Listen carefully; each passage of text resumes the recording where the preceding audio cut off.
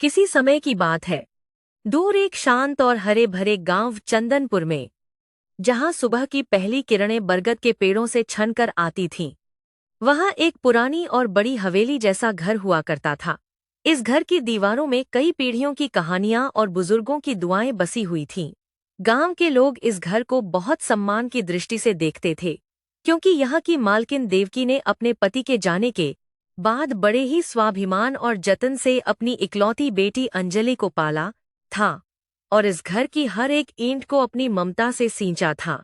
चंदनपुर गांव अपनी सादगी और ऊंचे आदर्शों के लिए जाना जाता था, जहां हर घर की अपनी एक मर्यादा होती थी और देवकी का घर उस मर्यादा का सबसे बड़ा उदाहरण था। देवकी एक ऐसी महिला थी जिसने कभी भी मुश्किलों के आगे घुटने नहीं टेके थे और उसका पूरा जीवन अपनी बेटी अंजलि की सुख सुविधाओं के इर्द गिर्द घूमता रहता था।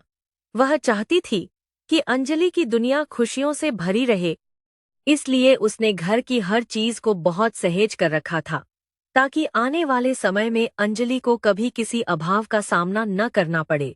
देवकी का वह पुराना घर केवल पत्थरों और चूने से बना ढांचा नहीं था, बल्कि वह एक जीवित स्मृति थी जिसमें पूर्वजों के आशीर्वाद और देवकी के कठिन परिश्रम की सुगंध रची बसी थी।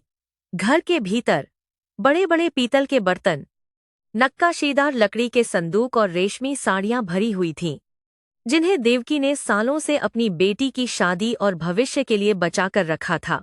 वह अक्सर शाम को आंगन में बैठकर इन चीजों को देखती और मन ही मन अपनी बेटी के सुनहरे भविष्य के सपने बुनती रहती थी कि उसकी अंजलि एक दिन रानी बनेगी। अंजलि, जो अब जवान हो चुकी थी, अपनी माँ के इन सपनों से बिल्कुल अनजान अपनी ही एक काल्पनिक दुनिया में खोई रहती थी और उसे गांव की सादगी अब रास नहीं आती थी। वह दिखने में बहुत सुंदर थी और उसकी आंखों में बड़े शहरों की चमक धमक और आधुनिकता का गहरा प्रभाव था, जो उसे उसकी माँ की पुरानी परंपराओं से दूर ले जा रहा था। देवकी अपनी बेटी के इस बदलते मिजाज को देख तो रही थी, लेकिन ममता के कारण उसने कभी उसे टोकना ठीक नहीं समझा और हमेशा उसकी हर जिद को हंसकर पूरा करती रही। गांव में जब भी कोई उत्सव होता, देवकी अंजलि को अपने सबसे सुंदर गहनों से सजाती और गांव की महिलाएं उसे देखकर कहती कि देवकी, तेरी बेटी तो साक्षात लक्ष्मी का रूप है।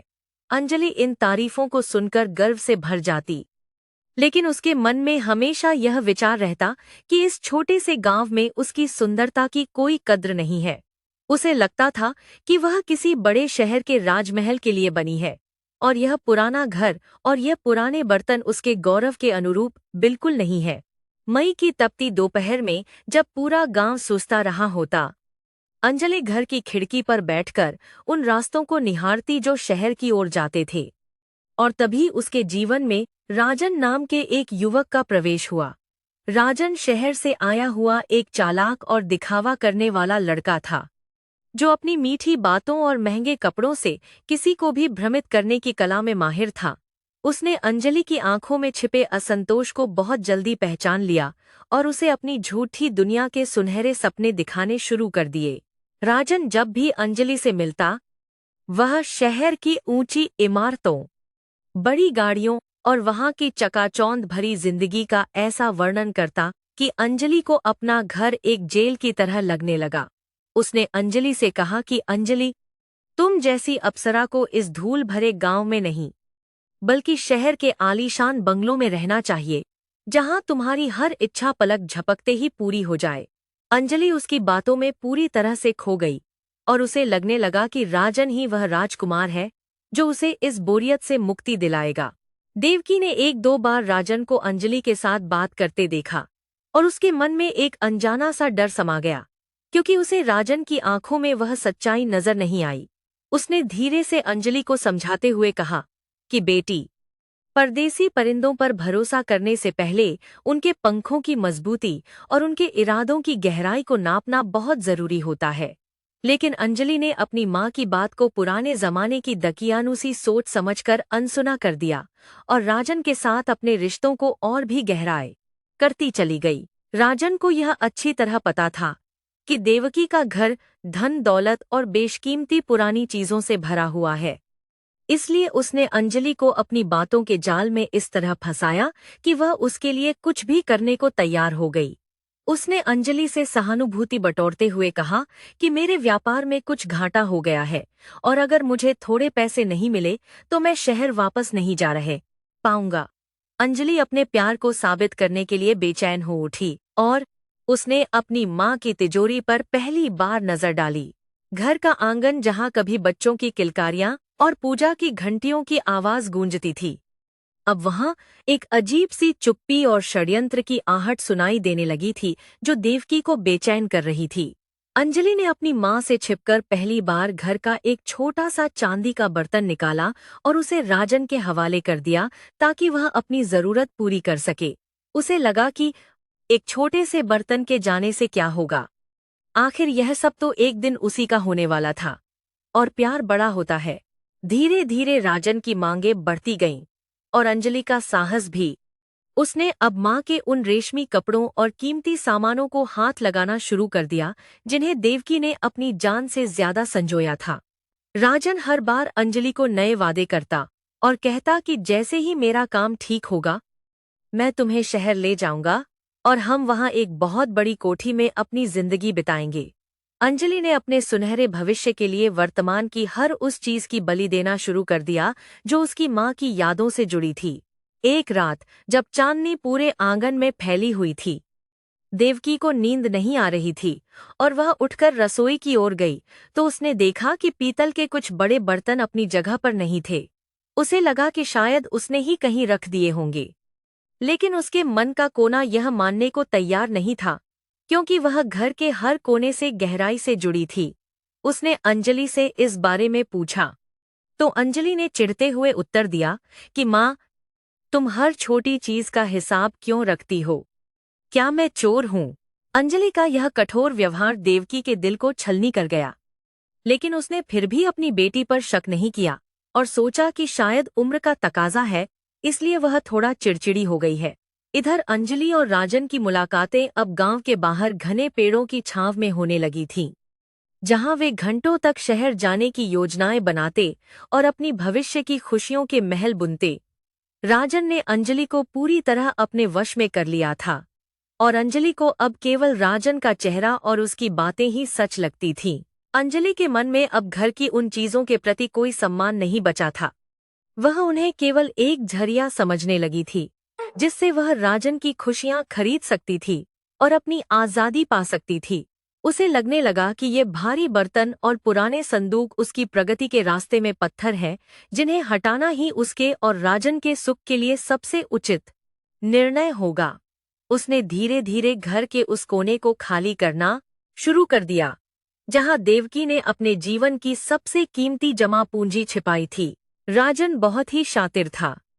वह अंजलि को यह महसूस नहीं होने देता था कि वह उसका इस्तेमाल कर रहा है, बल्कि वह खुद को एक बेबस प्रेमी के रूप में पेश करता जिसे बस थोड़े सहारे की जरूरत थी। उसने अंजलि से कहा कि शहर में एक बहुत अच्छा मकान मिल रहा है, बस थोड़े और पैसों की कमी है। अगर हम वह ले लें तो हमारी जिंदगी संवर जाएगी। अंजलि ने बिना सोचे समझे अपनी माँ के उन गहनों को निकालने का फैसला किया जो देवकी ने अपनी शादी में पहने थे। जब अंजलि उन गहनों को लेकर राजन के पास पहुंची तो राजन की आंखों में जो चमक थी वह प्रेम की नहीं बल्कि लालच की थी।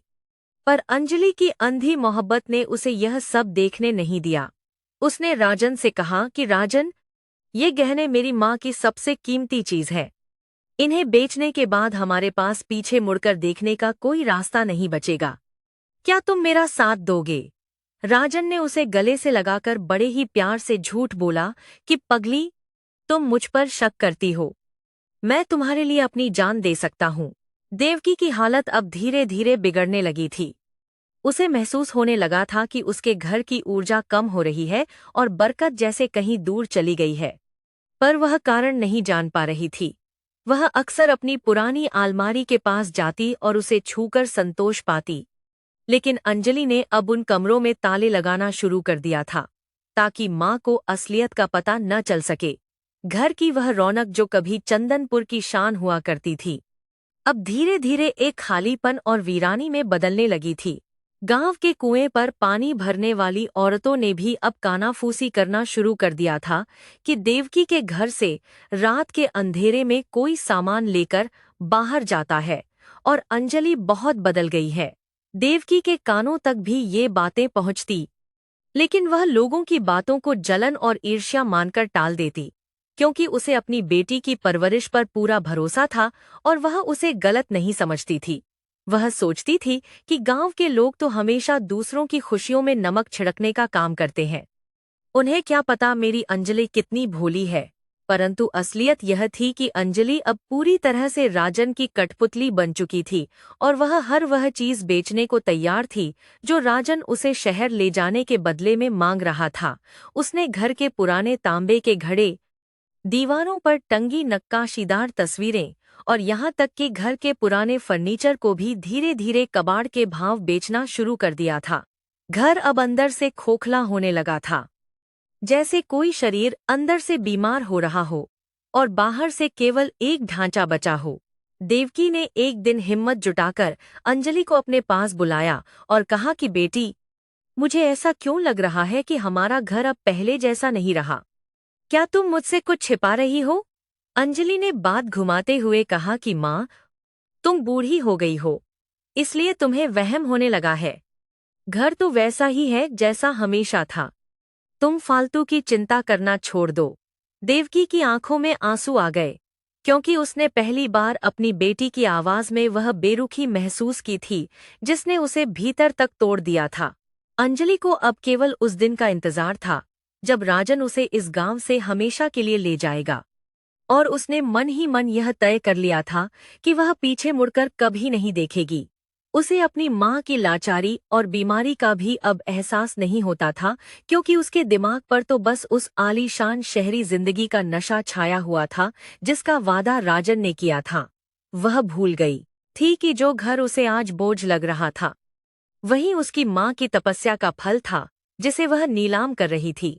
बरसात का मौसम शुरू होने वाला था और आसमान में काले बादल घिर आए थे, जो शायद आने वाली तबाही और उस घर की बर्बादी का संकेत दे रहे थे जिसका अस्तित्व अब संकट में था। अंजलि ने अपने मन को कठोर कर लिया था और उसने अपनी माँ के सोने के कंगन भी राजन के हवाले कर दिए, यह सोचकर कि यह आखिरी बलिदान है जिसके बाद उसकी नई जिंदगी शुरू होगी। घर की दीवारें अब मौन होकर अपनी मालकिन की बेबसी और बेटी की नादानी को देख रही थीं, मानो रो रही हों। चंदनपुर गांव की शांति के पीछे एक बड़ा तूफान छिपा था जो देवकी के इस खुशहाल संसार को उजाड़ने वाला था, और अंजलि को इस बात का अंदाजा भी नहीं था कि वह जिस राह पर चल रही है उसका अंत कहाँ होगा।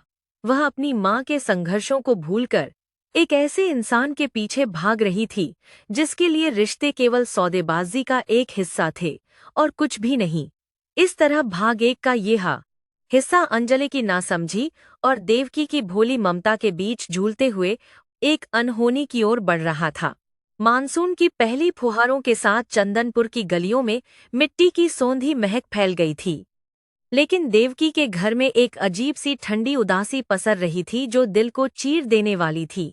अंजलि अब पूरी तरह से राजन के वश में थी और उसकी हर छोटी बड़ी मांग को पूरा करना अपना परम कर्तव्य समझने लगी थी, भले ही इसके लिए उसे अपनी माँ की स्मृतियों को ही क्यों न मिटाना पड़े। राजन ने अब नए बहाने बनाना शुरू कर दिए थे कि शहर वाले घर की रजिस्ट्री के लिए उसे बहुत बड़ी रकम की तत्काल आवश्यकता है।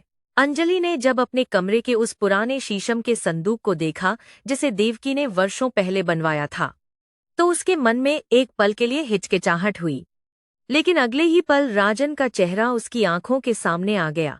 उसने सोचा कि जब वह शहर की बड़ी कोठी में रहेगी तो उसे इस पुराने और भारी फर्नीचर की क्या जरूरत होगी। वैसे भी यह सब यह धूल ही फांक रहा है। उसने उस संदूक को खाली किया और उसमें रखे माँ के पुराने स्वेटर और कपड़े जमीन पर ऐसे ही बेरहमी से फेंक दिए। रात के सन्नाटे में जब पूरा गांव गहरी नींद में सोया होता था, अंजलि घर का पिछला दरवाजा खोलती और शहर से आए कबाड़ी और व्यापारियों को अंदर बुलाती ताकि वे सामान ले जा सकें। भारी लकड़ी के संदूक और अलमारियों को घसीटने की आवाज जब देवकी के कानों तक पहुंचती तो वह घबराकर उठ बैठती और पूछती कि अंजलि, यह कैसी आवाज है? क्या कोई चोर घर में घुस आया है? अंजलि बड़े ही ठंडे स्वर में उत्तर देती कि माँ, तुम बस सो जाओ, यह तो केवल हवा से दरवाजे टकरा रहे हैं। गांव की औरतें जब कुएं पर पानी भरने के लिए जमा होती तो उनके बीच केवल देवकी के घर की बातें होती थीं और वे संदेह भरी नजरों से उस हवेली को देखती थीं जो अब धीरे धीरे अपनी चमक खो रही थी। किसी ने रात में ट्रक की आवाज सुनी थी तो किसी ने देखा था कि शहर का कोई अजनबी अंजलि से एकांत में मिल रहा है, और ये बातें आग की तरह पूरे चंदनपुर में फैल रही थीं। वे आपस में फुसफुसा थीं कि देखो, लक्ष्मी जैसा घर कैसे दरिद्रता की ओर बढ़ रहा है, और देवकी बेचारी कुछ जानती भी नहीं। देवकी की सेहत अब तेजी से गिरने लगी थी क्योंकि उसे घर के खाली होने का एहसास अनजाने में ही सही पर होने लगा था और वह खुद को बहुत कमजोर महसूस करने लगी थी। एक दिन जब उसने दीवार पर टंगी वह पुरानी पीतल की घड़ी गायब देखी जो उसके ससुर के जमाने की थी, तो उसने अंजलि को रोककर बड़े ही कातर स्वर में पूछा कि बेटी, वह घड़ी कहाँ गई? अंजलि ने बिना पलक झपकाए झूठ बोल दिया कि माँ, वह बंद हो गई थी, इसलिए मैंने उसे शहर में मरम्मत के लिए भेज दिया है। राजन अब पहले से कहीं ज्यादा कठोर और अधिकार जताने वाला हो गया था।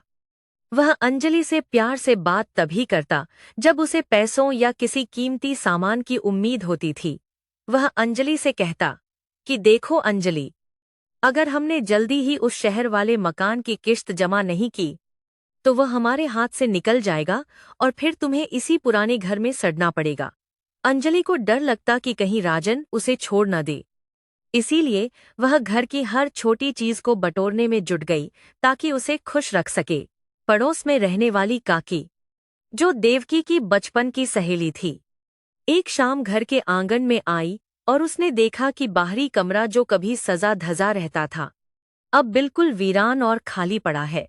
काकी की अनुभवी आंखों ने ताड़ लिया कि दाल में कुछ काला है और अंजलि की नजरों में छिपी घबराहट को देखकर उनका माथा ठनका कि यह लड़की कुछ बहुत बड़ी गलती कर रही है।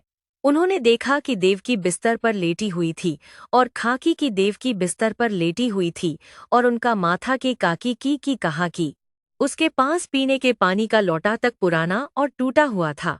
काकी ने अंजलि को पास बुलाकर बहुत ही संजीदगी से कहा कि बेटी, मेरी एक बात हमेशा याद रखना कि जो इंसान अपनी जड़ों को काटता है वह कभी भी घनी छांव का सुख नहीं भोग पाता है। अंजलि ने अनसुना करते हुए कहा कि काकी, आप अपनी पुरानी बातों को अपने पास ही रखें। मुझे पता है कि मेरे और मेरी माँ के लिए क्या सही है और क्या गलत। काकी ने गहरी सांस ली और मन ही मन सोचा कि विनाशकाले विपरीत बुद्धि, इस लड़की को अब कोई नहीं बचा सकता जो अपनी बर्बादी पर उतारू है। गांव में अब यह अफवाह आम हो गई थी कि अंजलि ने शहर के किसी आवारा लड़के के चक्कर में पड़कर घर का सारा सामान बेच दिया है और वह अपनी मां को भी धोखा दे रही है। गांव के कुछ बुजुर्गों ने इस बारे में बात करने की कोशिश की, लेकिन अंजलि ने उन सबको यह कहकर चुप करा दिया कि यह हमारे घर का निजी मामला है और किसी को भी दखल देने की जरूरत नहीं है। उसे लगता था कि ये लोग उसकी तरक्की से जल रहे हैं क्योंकि वह जल्द ही शहर जाने वाली थी। देवकी को अब दवाइयों की बहुत सख्त जरूरत थी क्योंकि उसकी खांसी दिन ब दिन बढ़ती जा रही थी और उसे सांस लेने में भी तकलीफ होने लगी थी। लेकिन अंजलि के पास पैसे नहीं थे। अंजलि ने वे पैसे जो देवकी की दवा के लिए रखे थे राजन के लिए एक महंगी रेशमी कमीज खरीदने में खर्च कर दिए, क्योंकि राजन ने कहा था कि उसे शहर की एक पार्टी में जाना है। उसने अपनी माँ से कहा कि डॉक्टर शहर गया है, इसलिए दवा आने में कुछ दिन की देरी होगी, और देवकी ने विश्वास कर लिया। राजन का लालच अब चरम पर पहुंच गया था और उसने अंजलि के सामने वह मांग रख दी जिससे अंजलि का कलेजा कांप गया। उसने घर के मालिकाना हक के कागजात की मांग की। उसने अंजलि को समझाया कि शहर वाले बैंक से लोन लेने के लिए हमें इस घर को गारंटी के तौर पर दिखाना होगा, वरना हम कभी भी शहर में अपना घर नहीं ले पाएंगे। अंजलि पहले तो डरी, लेकिन राजन की मीठी बातों और शादी के झूठे वादों ने उसके विवेक को पूरी तरह से सुला दिया और वह कागजात खोजने लगी। गांव का बनिया जिससे देवकी बरसों से राशन लेती थी। एक दिन घर के दरवाजे पर आकर खड़ा हो गया और उसने अंजलि से अपने पिछले 3 महीनों का बकाया पैसा मांगा। अंजलि ने उसे बुरी तरह झिड़क दिया और कहा कि हमारे पास अभी पैसे नहीं है, तुम बाद में आना। लेकिन बनिया भी अड़ गया और उसने शोर मचाना शुरू कर दिया। इस हंगामे को देखकर गांव के और भी लोग वहां जमा हो गए और वे अंजलि को ऐसी नजरों से देखने लगे जैसे वह कोई अपराधी हो जिसने गांव का नाम मिट्टी में मिला दिया। रसोई की हालत तो और भी बदतर थी। जहां कभी पीतल और तांबे के बड़े बड़े पतीले चमकते थे, वहां अब केवल 1-2 मिट्टी के बर्तन और लोहे की पुरानी कड़ाही ही बची रह गई थी। देवकी को जब भूख लगती तो उसे खुद उठकर खाना बनाना पड़ता, क्योंकि अंजलि तो सारा दिन राजन के ख्यालों में या उससे मिलने के इंतजार में बिता देती थी। खाली अलमारियों और खाली खाने के खलब देन बनाने में बराजन के खलब ने फीत में भी खाली खाने के बाड़ा दूर करती थी। दीवारों पर पड़े निशानों को देखकर देवकी का मन रो पड़ता। उसे समझ नहीं आता था कि उसके संपन्न घर को किसकी नजर लग गई है। काकी फिर से एक बार देवकी से मिलने आई और इस बार उन्होंने देखा कि देवकी की हालत बहुत नाजुक है और वह भूख तथा बीमारी से बेहाल होकर अपने आंगन में बैठी हुई है। उन्होंने अंजलि को बहुत ही कड़े शब्दों में चेतावनी दी कि बेटा, बीमारी की बात है कि बीमारी पहले जानकारी, बीमारी की हालत बात ही पहले, बीमारी के बाद याद रखना कि माँ की आह और घर की बर्बादी कभी किसी को फलने फूलने नहीं देती। तुम बहुत बड़ा पाप कर रही हो। अंजलि ने काकी को घर से बाहर जाने के लिए कह दिया, पर काकी की आंखों में छिपी चेतावनी और करुणा ने अंजलि को एक पल के लिए सोचने पर मजबूर कर दिया। उस रात अंजलि को बहुत बुरा सपना आया, जिसमें उसने देखा कि उसका घर खंडहर बन गया है और वह अकेली उस मलबे में बैठी रो रही है। लेकिन सुबह होते ही राजन का प्रेम पत्र आ गया। पत्र में राजन ने उसे फिर से वही सुनहरे सपने दिखाए और लिखा कि बस कुछ ही दिनों की बात है अंजलि, फिर हम अपनी नई दुनिया में होंगे जहां कोई हमें टोकने वाला नहीं होगा। अंजलि ने अपने सारे डर और ग्लानि को एक कोने में धकेल दिया और वह फिर से उसी विनाशकारी रास्ते पर आगे बढ़ने के लिए तैयार हो गई। देवकी की शादी की वह लाल बनारसी साड़ी, जिसे उसने अंजलि की शादी के लिए संभाल कर रखा था, अब अंजलि के हाथों में थी और वह उसे बेचने के लिए बाजार जा रही थी। यह साड़ी केवल एक कपड़ा नहीं थी, बल्कि देवकी के सुहाग और उसकी भावनाओं का प्रतीक थी, जिसे अंजलि ने चंद रुपयों के लिए किसी अनजान व्यापारी को सौंप दिया। जब वह साड़ी बेचकर लौटी तो उसने देखा कि देवकी उस खाली संदूक के पास बैठी रो रही थी जहां वह साड़ी रखी रहती थी। पर अंजलि का दिल अब पत्थर हो चुका था। गांव के मुखिया को जब इन सब बातों की खबर लगी तो उन्होंने तय किया कि वे खुद जाकर देवकी से बात करेंगे और जानेंगे कि आखिर उस घर में चल क्या रहा है। लेकिन अंजलि ने उन्हें दरवाजे पर ही रोक दिया और बड़े ही अपमानजनक ढंग से कहा कि हमारे घर के मामलों में गांव के लोगों को हस्तक्षेप करने की कोई जरूरत नहीं है। मुखिया जी ने सिर हिलाया और कहा कि बेटी, घमंड और अंधा प्रेम इंसान को ऐसी जगह ले जाकर गिराते हैं जहां से वापस आने का कोई रास्ता नहीं बचता है। राजन का व्यवहार अब अंजलि के प्रति पूरी तरह से बदल गया था। वह अब अक्सर उस पर चिल्लाता और कहता कि तुम बहुत सुस्त हो और काम जल्दी नहीं निपटा रही हो। अंजलि को लगने लगा कि शायद वह राजन के लायक नहीं है और उसे अपनी वफादारी साबित करने के लिए और भी ज्यादा कोशिश करनी चाहिए, चाहे इसके लिए कुछ भी करना पड़े। उसने अब घर के दरवाजों की कुंडी और लोहे की जालियां तक बेचने का मन बना लिया था, ताकि राजन की हर जरूरत को पूरा कर सके और उसका प्यार पा सके। घर का वातावरण अब बिल्कुल किसी श्मशान जैसा हो गया था, जहां केवल धूल, सन्नाटा और बिखरी हुई स्मृतियों के अवशेष बचे थे और देवकी का अस्तित्व भी उसी घर की तरह मिट रहा था। खिड़कियों से आने वाली रोशनी भी अब फीकी लगती थी और घर के कोनों में मकड़ियों ने अपने जाले बुन लिए थे, क्योंकि सफाई करने वाला और घर को संवारने वाला अब कोई नहीं था। अंजलि को ये जाले नजर नहीं आते थे, क्योंकि उसकी आंखों पर तो राजन के झूठे प्यार की पट्टी बंधी हुई थी, जिसने उसे अंधा बना दिया था। काकी ने एक आखिरी बार अंजलि को समझाते हुए वह ऐतिहासिक बात कही जो गांव के बड़े हमेशा कहते थे कि बेटा, जो घर अपनी माँ के पसीने और त्याग से सींचा गया हो, उसे किसी पराये के झूठे सुख के लिए नीलाम नहीं करते। अगर तुम आज इस घर की मर्यादा बेच रही हो, तो कल यह दुनिया तुम्हें भी कहीं का नहीं छोड़ेगी और तुम बहुत पछताओगी। पर तब तक बहुत देर हो चुकी होगी। अंजलि ने काकी को बीच में ही टोक दिया और कहा कि आप अपनी ये पुरानी सलाहें अपने पास रखिए। मुझे अपना भविष्य दिख रहा है। अंजलि के भीतर अब एक अजीब सी बेचैनी रहने लगी थी। उसे लगने लगा था कि गांव वाले उसे देख रहे हैं और उसके खिलाफ कोई साजिश रच रहे हैं, जिससे उसका शहर जाने का सपना टूट सकता है। वह राजन से बार बार पूछती कि हम कब यहाँ से निकलेंगे, पर राजन हमेशा उसे यह कहकर टाल देता कि बस थोड़ा सा काम और बचा है, फिर हम आजाद हो जाएंगे। उसे नहीं पता था कि राजन दरअसल उसके घर को पूरी तरह से खोखला करने के बाद उसे भी बीच राह में छोड़ने की योजना बना रहा था। गांव के लोग अब देवकी के घर के पास से गुजरने में भी कतराने लगे थे, क्योंकि उन्हें उस घर से आने वाली उदासी और खालीपन से डर लगने लगा था, जो किसी बुरी किस्मत की निशानी थी।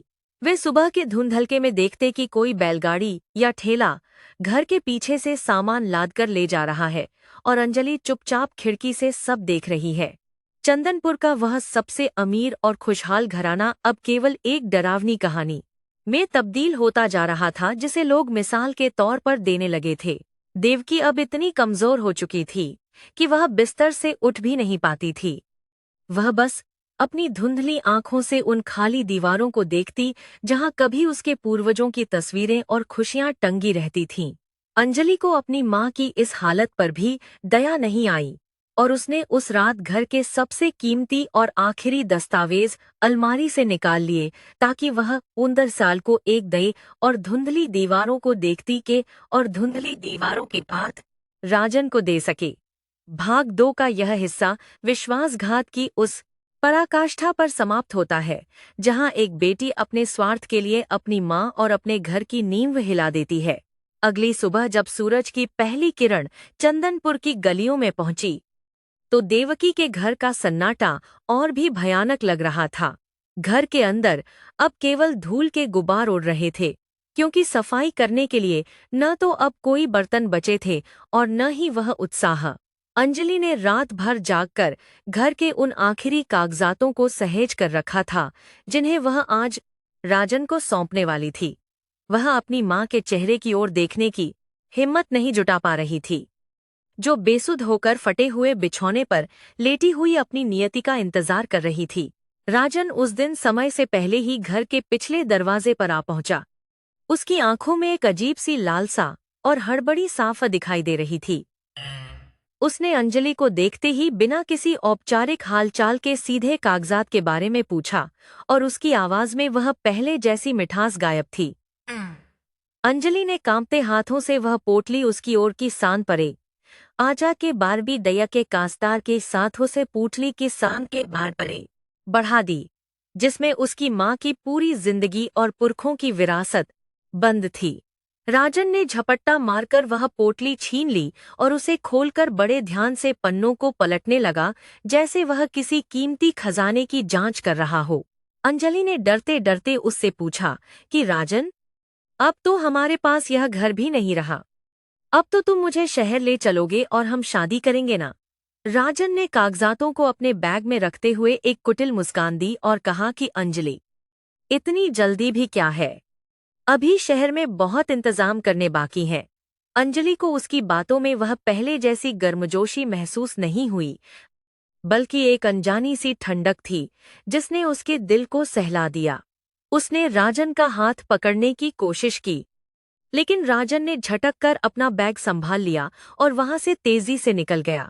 गांव के कुछ लोगों ने राजन को देवकी के घर से बाहर निकलते हुए देख लिया था, और उनके मन में अब कोई संदेह नहीं बचा था कि कुछ बहुत गलत हो रहा है।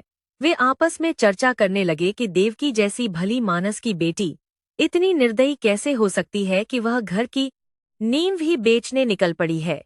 काकी ने जब यह सुना तो उनका कलेजा मुंह को आ गया और उन्होंने तय किया कि आज वह चुप नहीं बैठेंगी, चाहे अंजलि कितना भी अपमान क्यों न करे। वह सीधे देवकी के कमरे की ओर बढ़ी, जहां अंधेरा और घुटन भरी खामोशी पसरी हुई थी।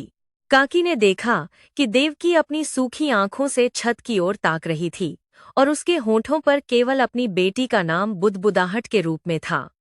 उन्होंने देवकी का हाथ अपने हाथ में लिया और फूट फूट कर रोने लगीं, क्योंकि उन्हें पता था कि इस घर का वैभव अब कभी वापस नहीं आएगा। अंजलि रसोई में खड़ी उन आखिरी मिट्टी के बर्तनों को देख रही थी जिन्हें उसने अभी तक नहीं बेचा था, क्योंकि उसे लगा कि शायद इनकी अब जरूरत नहीं पड़ेगी। काकी ने बाहर आकर अंजलि को पुकारा और उसकी आवाज में एक ऐसी गूंज थी जिसने अंजलि को कंपा दिया।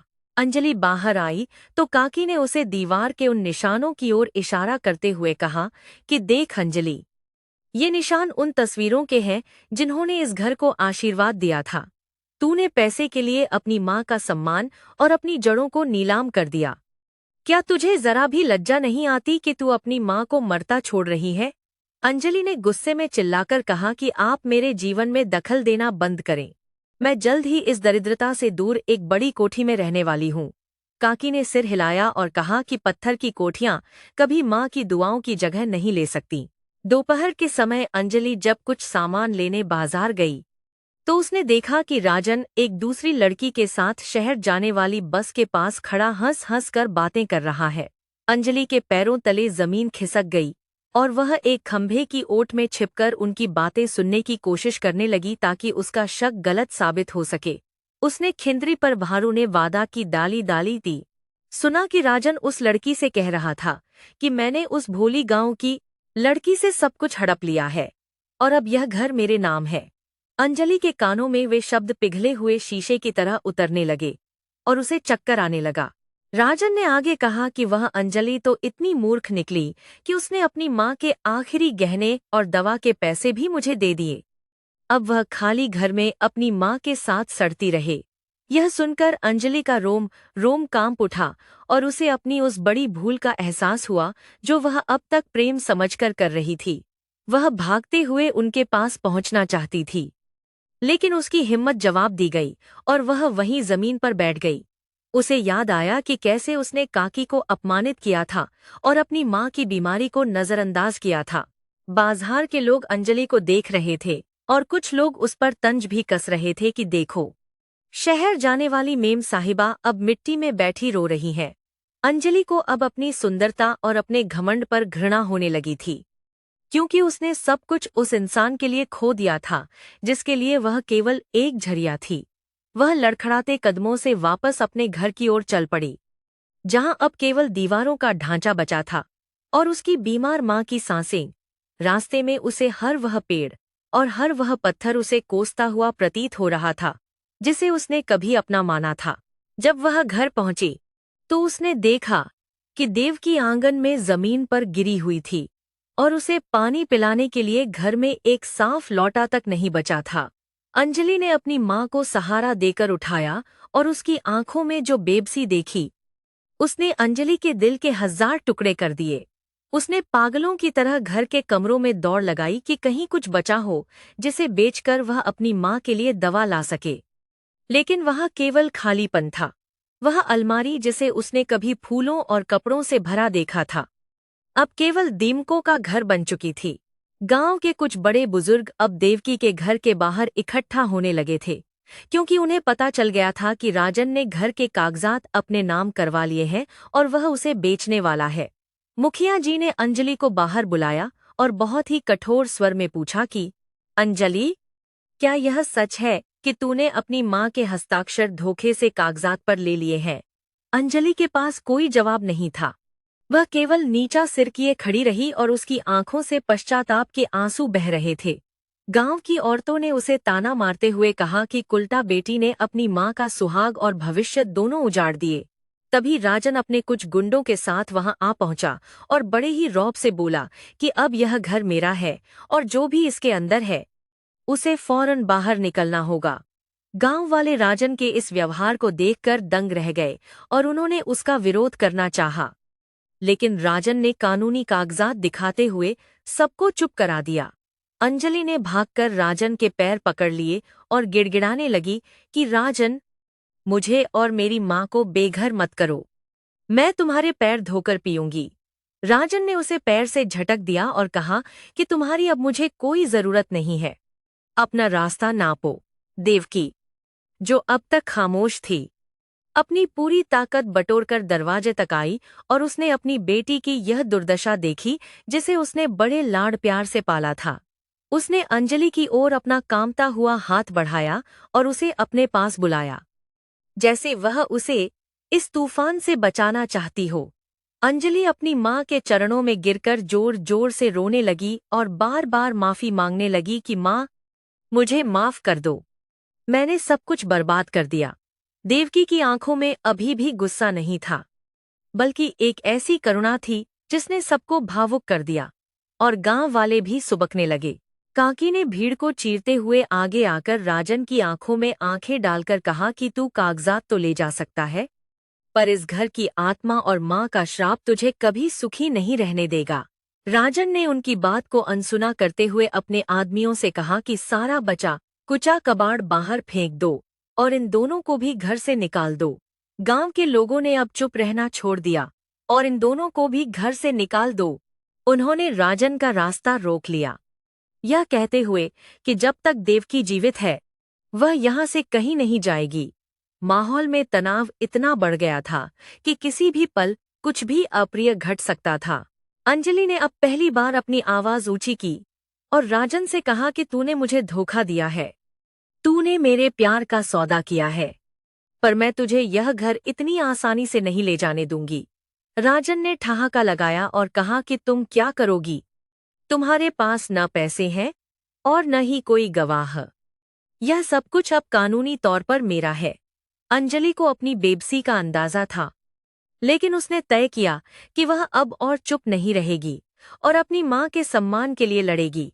उसने गांव वालों से मदद की भीख मांगी और अपनी गलती को सबके सामने स्वीकार किया। गांव के मंदिर का पुजारी भी वहां पहुंच गया और उसने कहा कि जिस घर में माँ के आंसू गिरते हैं वहां कभी लक्ष्मी का वास नहीं होता। राजन, तू यहाँ से चला जा, वरना अच्छा नहीं होगा। राजन को अब लगने लगा कि गांव वालों का गुस्सा उसके लिए भारी पड़ सकता है, इसलिए उसने थोड़ी नरमी दिखाते हुए कहा कि ठीक है, मैं इसे अभी नहीं छोड़ूंगा, पर जल्दी ही खाली करना होगा। अंजलि ने देखा कि कैसे उसने एक बाहरी व्यक्ति को अपने घर में घुसने का मौका दिया था और आज वह अपने ही घर में बेगानी हो गई थी। सूरज ढलने लगा था और घर की परछाइयां लंबी होती जा रही थीं, जो अंजलि के किए गए पापों की तरह उसे डरा रही थीं। घर के कोनों से अब पूर्वजों की आवाजें उसे सुनाई दे रही थीं, जैसे वे पूछ रहे हों कि अंजलि, तूने हमारे मान मर्यादा का क्या हाल कर दिया। उसने रसोई में जाकर देखा, जहां चूल्हा ठंडा पड़ा था और वहां एक दाना भी अनाज का नहीं बचा था जिसे वह अपनी माँ को खिला सके। खाली बर्तनों की जगह अब केवल राख और धूल बची थी, जो उसकी जिंदगी की असलियत को बयां कर रही थी। काकी ने अपने घर से थोड़ा सा दलिया और पानी लाकर देवकी को पिलाया, क्योंकि अंजलि तो अब खुद को संभालने लायक भी नहीं बची थी। अंजलि ने काकी के पैर छुए और कहा कि काकी, मुझे अपनी गलती का एहसास हो गया है, क्या अब भी कुछ सुधर सकता है? काकी ने उसकी ओर देखा और कहा कि जब घर की दीवारें बिक जाती हैं तो उन्हें वापस लाना बहुत मुश्किल होता है, पर मन की सफाई से तू अपनी माँ का दिल फिर जीत सकती है। अंजलि ने संकल्प लिया कि वह अब कड़ी मेहनत करेगी और राजन के चंगुल से घर को छुड़ाने की कोशिश करेगी। रात के अंधेरे में अंजलि घर के आंगन में बैठी रही और उसने उन जगहों को छुआ जहां कभी उसके बचपन की यादें बसी हुई थीं। उसने महसूस किया कि सामान तो चला गया था, पर घर की मिट्टी अभी भी उसकी माँ की महक से भरी हुई थी, जिसे कोई कागज का टुकड़ा नहीं छीन सकता था। उसने अपनी माँ के पास जाकर उसके पैर दबाए और पूरी रात जागकर अपनी उन गलतियों का हिसाब लगाया जिन्होंने उसे इस मोड़ पर खड़ा कर दिया था। वह जानती थी कि आने वाला कल बहुत कठिन होने वाला है और उसे समाज की नज़रों का सामना करना पड़ेगा। अगले दिन सुबह होते ही गांव के लोग फिर से चर्चा करने लगे कि क्या अंजलि सच में सुधर गई है या यह भी उसकी कोई नई चाल है। लेकिन अंजलि ने बिना किसी की परवाह किए गांव के खेतों में मजदूरी करने का फैसला किया ताकि वह कुछ पैसे कमा सके और अपनी माँ का इलाज करा सके। उसने अपने सुंदर कपड़े त्याग दिए और एक साधारण सीसूती साड़ी पहनकर काम पर निकल पड़ी, जिससे गांव वालों के मन में उसके प्रति थोड़ी सहानुभूति जागी। उसे अब किसी शहर की चकाचौंध की जरूरत नहीं थी। उसे बस अपनी माँ की मुस्कान वापस चाहिए थी। राजन ने गांव के पटवारी के साथ मिलकर घर की नीलामी की तैयारी शुरू कर दी थी, जिससे अंजलि के पैरों तले फिर से जमीन खिसकने लगी।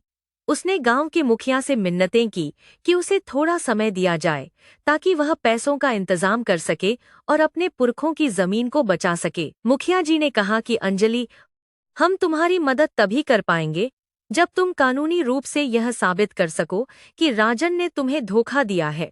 अंजलि अब अपनी उस पुरानी सहेली की तलाश में थी जो राजन के बारे में कुछ राज जानती थी और शहर में रहती थी।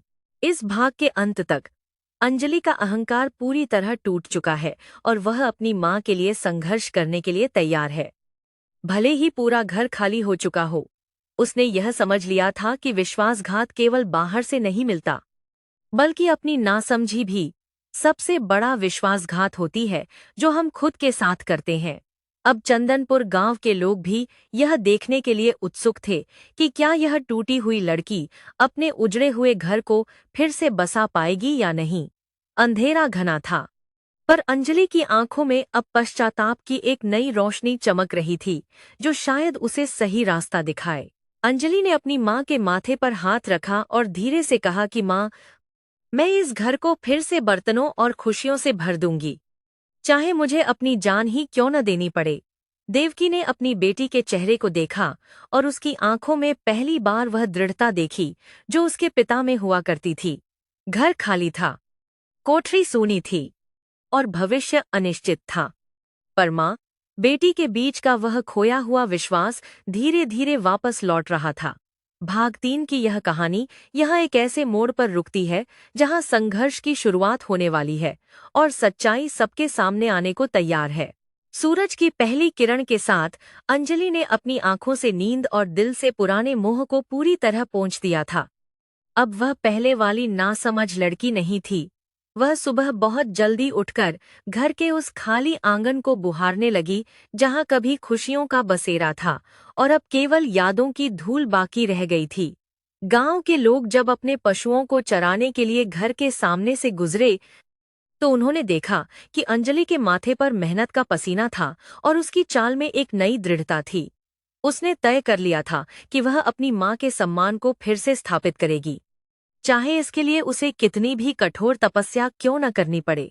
गांव के मुखिया और काकी ने दूर से देखा कि कैसे वह लड़की जो कभी आईने के सामने घंटों बिताती थी, अब मिट्टी में सनी हुई कुएं से पानी खींच रही है।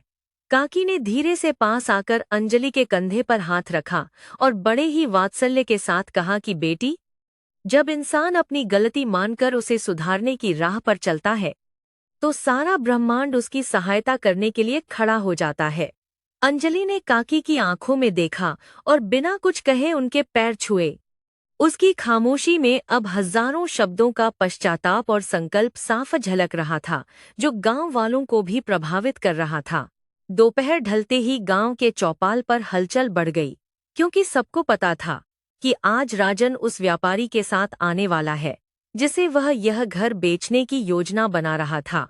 अंजलि ने अपनी माँ देवकी को नहलाया और उसे साफ कपड़े पहनाकर बरामदे में उस पुरानी कुर्सी पर बिठाया जो घर की आखिरी बची हुई निशानी थी।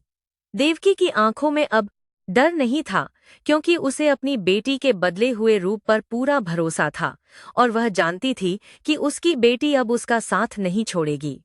पूरा गांव धीरे धीरे देवकी के घर के बाहर जमा होने लगा था ताकि वे इस ऐतिहासिक न्याय के साक्षी बन सके।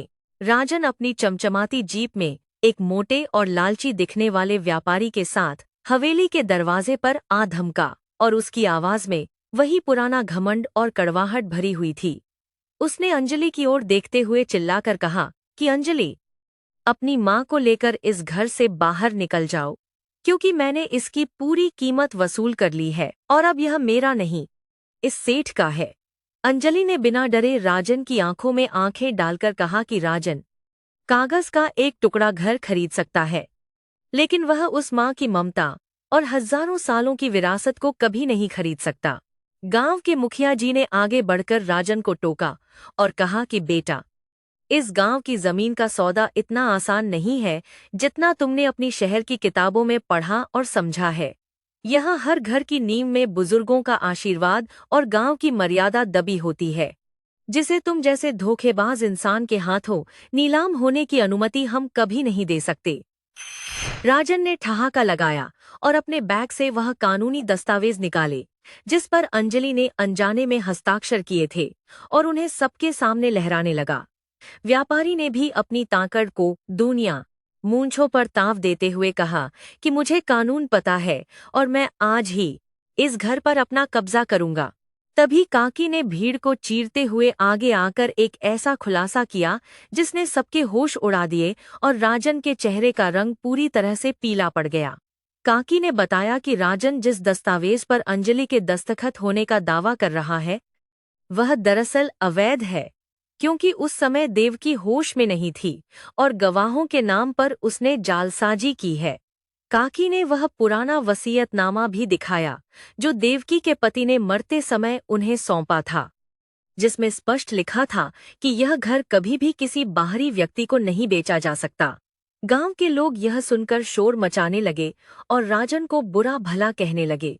अंजलि ने अब पहली बार अपनी आवाज को पूरी ताकत के साथ बुलंद किया और राजन से कहा कि तूने सोचा था कि एक अकेली लड़की और बीमार माँ को तू आसानी से उजाड़ देगा, लेकिन तू भूल गया कि इस गांव की मिट्टी में वह ताकत है जो बड़े बड़े अधर्मियों को धूल करा है, छटा देती है।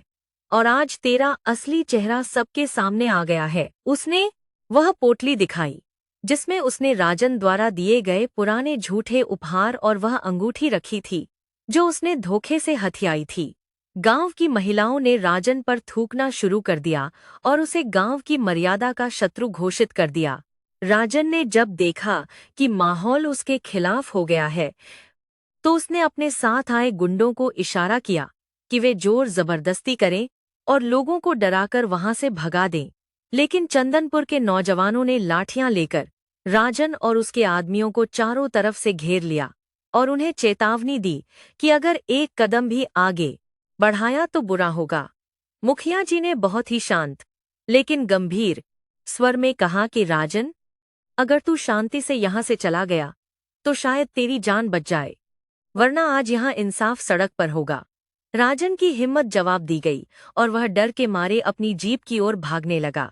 व्यापारी ने जब देखा कि मामला बिगड़ चुका है और पुलिस आने की बात हो रही है तो उसने भी अपना पल्ला झाड़ लिया और राजन को गाली देते हुए अपनी गाड़ी में बैठकर वहां से चंपत हो गया। राजन भी अपनी जीप स्टार्ट करके धूल उड़ाते हुए गांव की सीमा से बाहर भाग गया और गांव वालों ने उसका पीछा करते हुए उसे गांव के बाहर तक खदेड़ दिया। अंजलि अपनी मां के चरणों में गिर गई और जोर जोर से रोने लगी, क्योंकि आज उसे उस भारी बोझ से मुक्ति मिली थी जिसने उसे अंधा कर दिया था। घर के खाली आंगन में अब जीत की एक नई गूंज सुनाई दे रही थी। जैसे ही शोर शांत हुआ, गांव की औरतों ने घर के अंदर प्रवेश किया और उन्होंने देखा कि घर कितना खाली और उदास हो गया है, जिसे देखकर उनकी आंखों में आंसू आ गए। उन्होंने तय किया कि वे मिलकर देवकी के घर को फिर से बसाएंगी और अंजलि की मेहनत में उसका पूरा साथ देंगी ताकि यह हवेली फिर से मुस्कुरा सके। काकी ने रसोई में जाकर चूल्हा जलाया और पहली बार उस घर में कई महीनों बाद ताजे भोजन की सुगंध फैलने लगी, जिसने सबको सुकून पहुंचाया। अंजलि ने अपनी मां को पहली बार मुस्कुराते हुए देखा, जो उसके लिए दुनिया की सबसे बड़ी दौलत से कहीं बढ़कर कीमती थी। शाम होते होते गांव के लोग अपने घरों से कुछ न कुछ लेकर आने लगे। कोई पीतल का लौटा लाया तो कोई तांबे की थाली और कोई बिस्तर के लिए नए चादर और तकिए लाया। वे सब देवकी को सम्मान देना चाहते थे, क्योंकि उसने अपनी बेटी को फिर से सही रास्ते पर लाने के लिए बहुत बड़ा त्याग और धैर्य दिखाया था। अंजलि ने हर एक चीज को बहुत ही सहेज कर रखा और वादा किया कि वह अपनी मेहनत की कमाई से एक एक करके सारी पुरानी चीजें वापस लाएगी। घर की दीवारों पर अब फिर से धूप और छांव का खेल शुरू हो गया था, जो खुशहाली का प्रतीक माना जाता था। गांव के मंदिर से शंख की ध्वनि सुनाई दी और ऐसा लगा जैसे साक्षात देवताओं ने इस घर के शुद्धिकरण का आशीर्वाद दिया हो। जहां से अधर्म का साया हमेशा के लिए हट गया था। अंजलि ने अपने पुराने रेशमी कपड़ों और गहनों का मोह त्याग कर सादगी को अपना लिया था, और वह अब गांव की हर बेटी के लिए एक मिसाल बन चुकी थी। उसने मुखिया जी से माफी मांगी और पूरे गांव के सामने अपनी उस गलती का पश्चाताप किया जिसने उसके परिवार को विनाश की कगार पर ला खड़ा किया था। गांव वालों ने उसे बड़े दिल से माफ कर दिया, क्योंकि उन्होंने उसकी आंखों में सच्ची ग्लानि देखी थी। रात की ठंडी हवा चलने लगी थी और देवकी का घर अब पहले जैसा वीरान नहीं लग रहा था, क्योंकि वहां अब गांव वालों का प्यार और अंजलि की ममतामयी सेवा का प्रकाश फैला हुआ था। अंजलि ने रसोई में अपनी मां के लिए सादा लेकिन प्रेम से भरा भोजन तैयार किया और उसे अपने हाथों से खिलाया, जिसे खाते समय देवकी की आंखों से तृप्ति के आंसू बह निकले। घर के कोनों में अब वह सन्नाटा नहीं था जो डराता था, बल्कि एक ऐसी शांति थी जो इंसान को मीठी नींद की आगोश में ले जाने की शक्ति रखती थी। काकी ने जाते समय अंजलि के सिर पर हाथ रखा और उसे आशीर्वाद दिया कि तू सदा सुखी रहे। अंजलि ने घर की देहरी पर एक छोटा सा दिया जलाया, जो इस बात का प्रतीक था कि अंधेरा चाहे कितना भी घना क्यों न हो, सत्य और प्रेम की एक छोटी सी लौ उसे मिटा सकती है।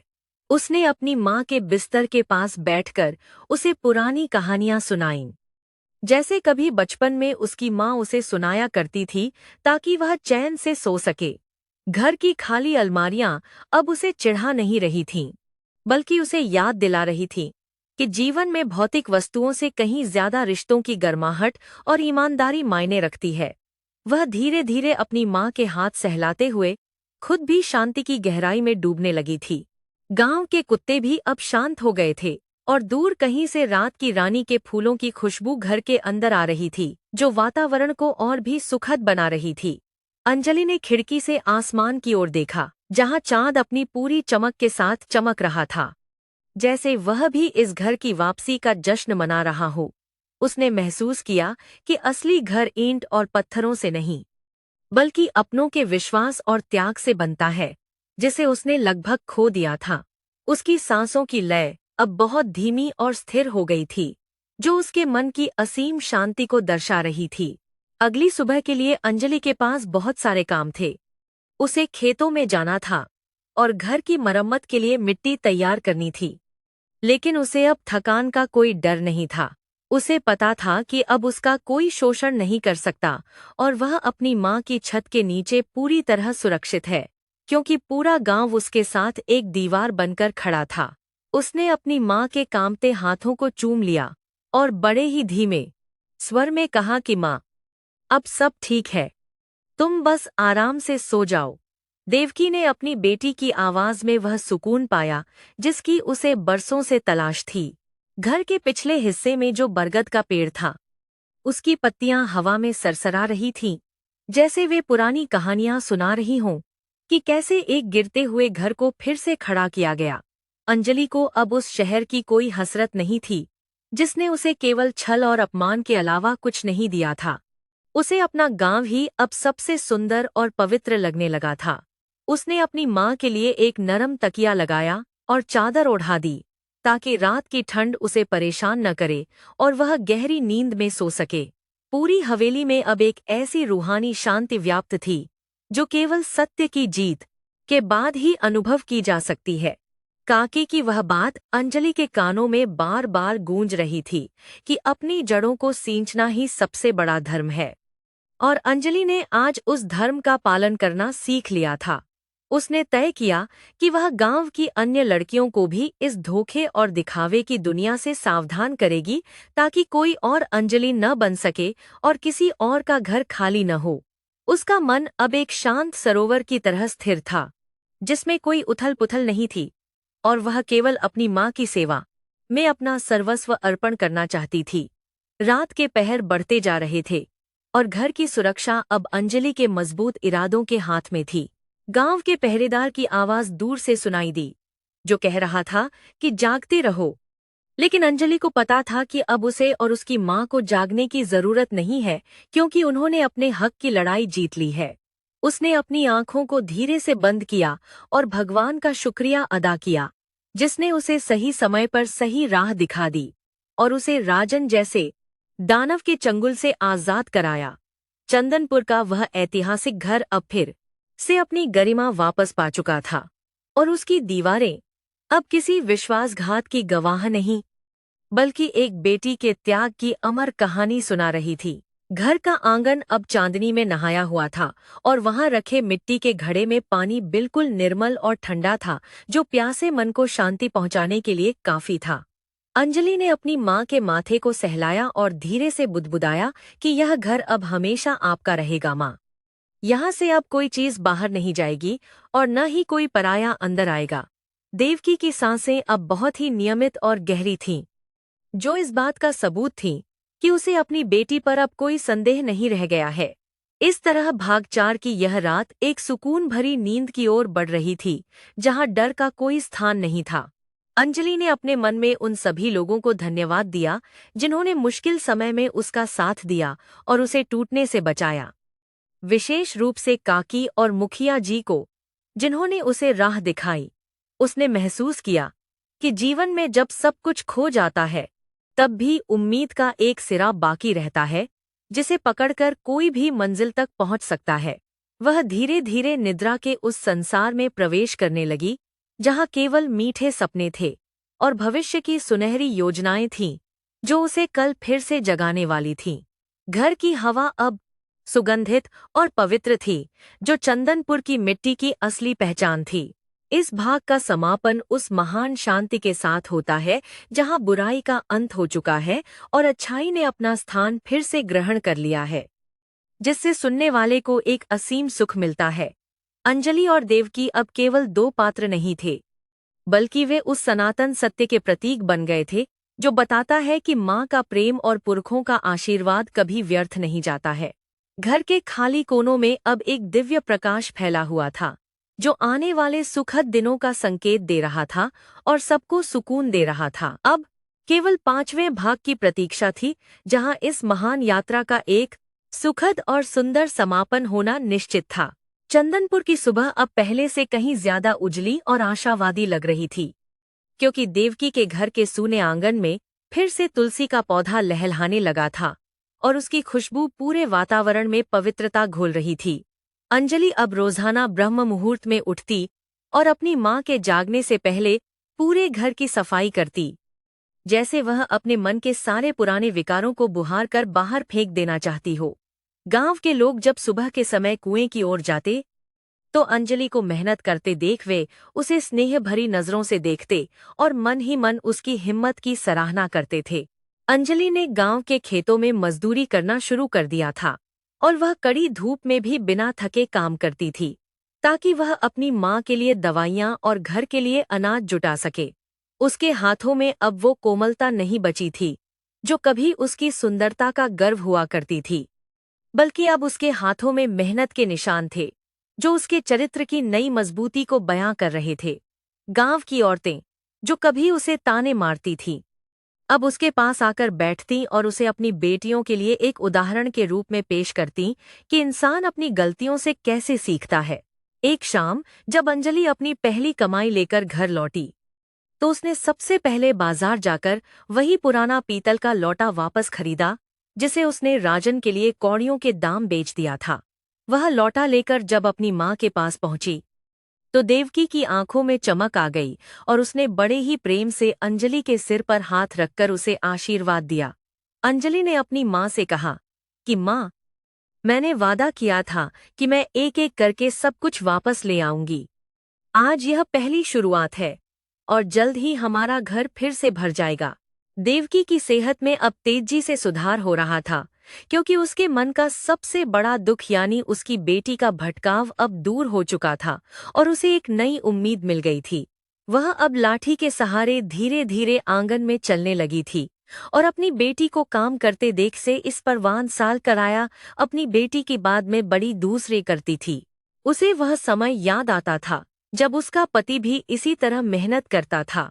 घर की दीवारों पर अब धूल की जगह सफेदी नजर आने लगी थी, क्योंकि अंजलि ने खुद ही चूने से दीवारों को पोता था, ताकि घर की पुरानी रौनक फिर से वापस आ सके। काकी एक दिन घर आई और अपने साथ कुछ फूलों के बीज और सब्जियों के पौधे लेकर आई ताकि वे उन्हें आंगन के कोने में रोप सकें और घर फिर से हरा भरा हो जाए।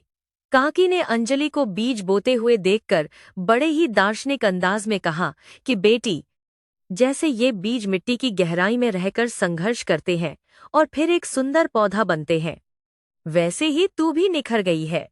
अंजलि ने मिट्टी में अपने हाथ सानते हुए उत्तर दिया कि काकी, मुझे अब समझ आ गया है कि असली सुख महलों में नहीं बल्कि अपनी जड़ों की सेवा करने में मिलता है। गांव में अब अंजलि का सम्मान इतना बढ़ गया था कि मुखिया जी ने उसे गांव की महिला समिति का हिस्सा बनने का प्रस्ताव दिया ताकि वह अन्य लड़कियों को जागरूक कर सके। अंजलि ने इस जिम्मेदारी को बहुत ही विनम्रता के साथ स्वीकार किया और वह अक्सर शाम को गांव की छोटी लड़कियों को इकट्ठा करके उन्हें शिक्षा और स्वावलंबन के महत्व के बारे में समझाती थी। उसने उन्हें बताया कि कभी भी बाहरी चमक, धमक और झूठे वादों के पीछे भागकर अपनी माँ के प्रेम और घर की मर्यादा को दांव पर नहीं लगाना चाहिए। धीरे धीरे घर की खाली अलमारियां फिर से भरने लगी थीं। अंजलि ने अपनी मेहनत से कुछ नए बर्तन और अपनी माँ के लिए एक सुंदर सूती साड़ी खरीदी ताकि वह उत्सवों में उसे पहन सके। घर का वह सन्नाटा जो कभी डराता था, अब मधुर भजनों और अंजलि की गुनगुनाहट में बदल गया था, जो सुबह और शाम के समय पूरे वातावरण को आध्यात्मिक शांति से भर देता था। चंदनपुर का वह सबसे पुराना घर अब केवल पत्थरों का ढांचा नहीं रह गया था, बल्कि वह फिर से एक जीवंत और खुशहाल परिवार का मंदिर बन गया था। बरसात का मौसम बीत चुका था और अब सर्दियों की गुनगुनी धूप आंगन में फैलने लगी थी, जिसमें बैठकर देवकी अक्सर पुराने दिनों की कहानियां सुनाती और अंजलि बड़े ध्यान से सुनती थी। गांव का वह कोना जहां कभी राजन अपनी जीप खड़ी करता था, अब वहां अंजलि ने फूलों की क्यारियां बना दी थीं ताकि बुराई की हर निशानी मिट जाए और केवल सकारात्मकता ही शेष रहे। अंजलि को अब उस शहर की कोई याद नहीं आती थी। उसे तो अब अपनी मिट्टी की सोंधी खुशबू और गांव के साधारण लोगों का साथ ही सबसे कीमती लगता था। एक दिन मुखिया जी और गांव के अन्य बड़े बुजुर्ग देवकी के घर आए और उन्होंने अंजलि को अपनी मेहनत से बचाए हुए कुछ पुराने दस्तावेज सौंपे जो राजन के पास से पुलिस ने बरामद किए थे। अंजलि की खुशी का ठिकाना नहीं रहा जब उसे पता चला कि उसके पुरखों का घर अब पूरी तरह से कानूनी रूप से उसके और उसकी मां के नाम सुरक्षित हो गया है। उसने उन कागजों को अपनी मां के चरणों में रख दिया और भगवान का लाख लाख शुक्रिया अदा किया कि उसने उनके सिर पर अपनी छत को फिर से सलामत रखा।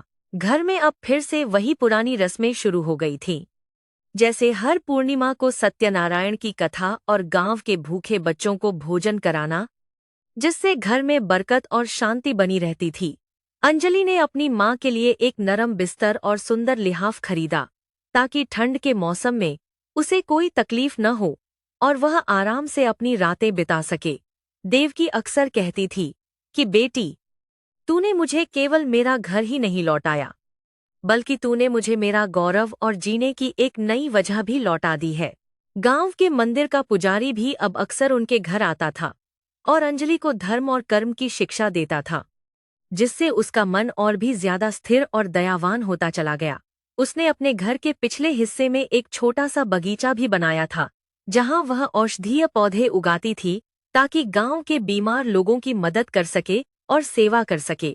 अंजलि का पूरा जीवन अब एक तपस्या बनाया था गया था, जिसका फल उसे अपनी मां की संतुष्टि और गांव वालों के अथाह प्रेम के रूप में रोजाना मिल रहा था।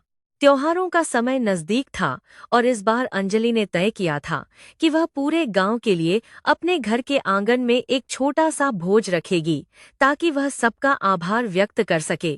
उसने खुद अपने हाथों से पीतल के बड़े पतीलों में खीर और पूरियां बनाई और गांव के हर घर में जाकर लोगों को बड़े ही प्रेम से आमंत्रित किया। उस दिन देवकी के घर का आंगन फिर से बच्चों की किलकारियों और बुजुर्गों की हंसी से गूंज उठा, जैसे कोई मरा हुआ इंसान फिर से जीवित हो उठा हो। भोज के दौरान काकी ने देखा कि अंजलि की आंखों में अब वह पुरानी व्याकुलता नहीं थी, बल्कि एक ऐसी गहरी शांति थी जो केवल आत्मबोध और सही रास्ते पर चलने वाले के चेहरे पर ही दिखती है।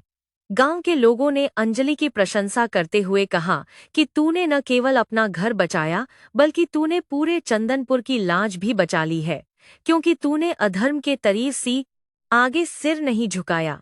अंजलि ने सबको भोजन परोसते हुए कहा कि यह सब आपकी दुआओं और मेरी माँ के अटूट विश्वास का फल है।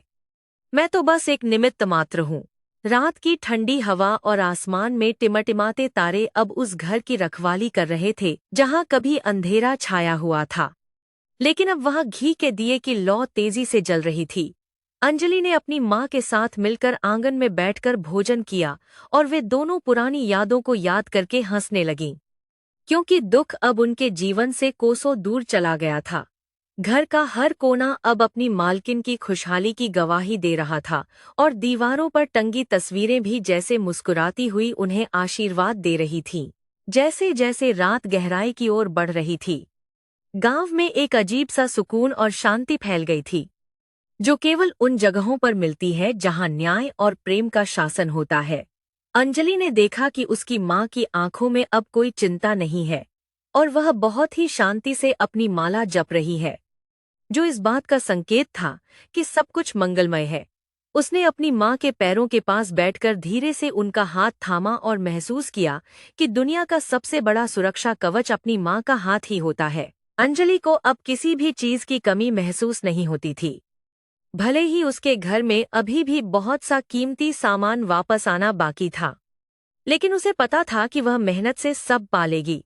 उसने अपनी माँ से कहा कि माँ, अब हमें कभी किसी के आगे हाथ फैलाने की जरूरत नहीं पड़ेगी और न ही कोई हमें हमारे घर से बाहर निकालने का साहस कर पाएगा। देवकी ने अपनी बेटी के माथे को चूमा और कहा कि तू मेरी शेरनी बेटी है, जिसने अपनी ममता के लिए पूरे संसार से लड़ने की ताकत दिखाई है। घर की रसोई में अब अनाज के बड़े बड़े बोरे रखे थे और दूध का पतीला चूल्हे पर गर्म हो रहा था, जो समृद्धि और खुशहाली का सबसे बड़ा लक्षण माना जाता है। अंजलि ने तय किया कि वह अपनी जिंदगी का हर पल अब अपनी माँ की सेवा और गांव के भले के लिए समर्पित कर देगी, ताकि उसका पिछला पाप पूरी तरह धुल जाए। उसके मन में अब राजन के प्रति कोई नफरत नहीं बची थी, बल्कि उसे उस पर दया आती थी कि वह प्रेम और घर की असली कीमत कभी नहीं समझ पाया। गांव का पहरेदार जब अपनी लाठी जमीन पर पटकते हुए गुजरता तो उसे देवकी के घर से उठती हुई लोबान और अगरबत्ती की खुशबू महसूस होती, जो उस घर की शुद्धि का प्रमाण थी। अंजलि ने खिड़की के पास बैठकर चांद को देखा और महसूस किया कि आज की चांदनी कितनी शीतल और सुखद है, जैसे वह उसके मन के सारे घावों को भर रही हो। उसे याद आया कि कैसे वह इसी खिड़की से शहर जाने के सपने देखती थी, पर अब उसे अपना घर ही स्वर्ग से भी सुंदर लग रहा था। अंजलि ने अपनी माँ के सोने के बाद पूरे घर का चक्कर लगाया और यह सुनिश्चित किया कि सारे दरवाजे सुरक्षित हैं और घर के अंदर कोई नकारात्मकता नहीं बची है। उसने महसूस किया कि घर का हर पत्थर उसे धन्यवाद कह रहा है, क्योंकि उसने उसे एक परदेसी के हाथों बिकने से बचा लिया और उसकी मर्यादा को फिर से बहाल कर दिया। वह अपनी थकान को भूलकर एक नए उत्साह के साथ अगले दिन की योजना बनाने लगी, क्योंकि अब उसे अपनी माँ के लिए एक छोटा सा मंदिर भी बनवाना था। रात के सन्नाटे में दूर कहीं से कोयल की कूक सुनाई दे रही थी और हवा के झोंके घर के पर्दों को धीरे धीरे हिला रहे थे, जिससे वातावरण और भी ज्यादा स्वप्निल और शांत हो गया था। अंजलि ने अपनी चादर ओढ़ी और अपनी माँ के पास लेट गई। उसे लगा कि उसका बचपन फिर से लौट आया है, जहां कोई चिंता नहीं थी और केवल सुरक्षा का एहसास था। चंदनपुर की मिट्टी में बसी वह पुरानी कहानी अब एक सुखद अंत की ओर पहुंच चुकी थी, जहां त्याग और संघर्ष की जीत हुई थी। अंजलि की सांसों की लय अब बहुत ही धीमी और शांत हो गई थी और उसकी बंद आंखों के सामने केवल अपने घर की खुशहाली और अपनी माँ की मुस्कुराहट के चित्र ही तैर रहे थे। उसने मन ही मन भगवान को धन्यवाद दिया कि उन्होंने उसे सही समय पर सचेत किया और उसे उसकी माँ के पास फिर से वापस भेज दिया, ताकि वह अपनी सेवा से सब ठीक कर सके। घर का हर कोना अब खुशियों से भरा था और भविष्य के सुनहरे सपनों के लिए पूरी तरह तैयार था, जिसे अंजलि ने अपनी मेहनत से सींचा था। चंदनपुर गांव अब गहरी निद्रा में सो रहा था और देवकी के घर की वह छोटी सी लौ अभी भी जल रही थी, जो इस बात का प्रतीक थी कि विश्वास और प्रेम का प्रकाश कभी नहीं बुझता। अंजलि ने अपनी माँ की ओर देखते हुए बहुत ही मधुर और शांत आवाज में धीरे से कहा कि माँ, अब हमारा घर पूरा है और हम हमेशा के लिए सुरक्षित हैं। तुम बस मीठे सपनों में सो जाओ। उसकी यह आवाज पूरे कमरे में गूंज गई और एक असीम शांति के साथ इस महान कथा का समापन हुआ जो पीढ़ियों तक सुनाई जाएगी।